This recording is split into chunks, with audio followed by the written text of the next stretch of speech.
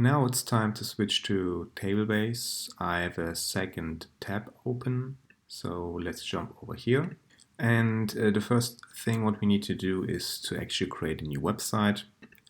Let's call this user feedback template. All right, so let's first jump into the documentation. So in general, how it works is that we have our data being placed right inside the HTML elements with some attributes.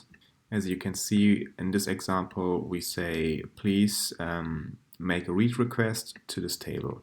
And the general syntax looks something like that, where we have first the prefix, data table base, and then we start with some kind of operation, and then we have some optional values. And on the right side, after the equal sign, we have the expression. This expression could also be some kind of JavaScript which can be evaluated, but it don't has to be. And next to these attributes, we also have properties, which you can use inside the expression.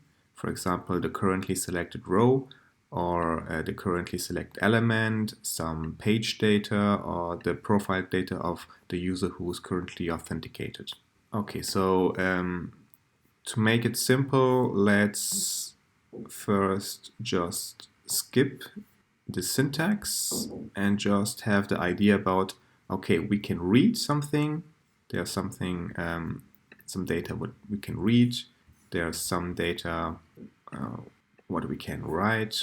So for example, in this case, we have a form element, and then we can say, please write the data. These are the columns, and then submit it.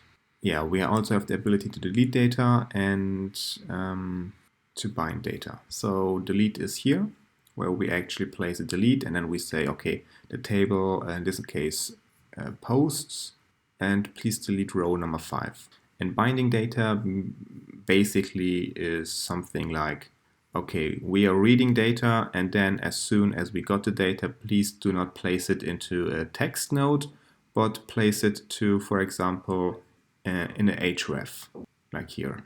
Okay, but this is just a quick overview. We will dive deeper into it later. First, we need to create some data. Okay, and to create the data, we have to go to the database.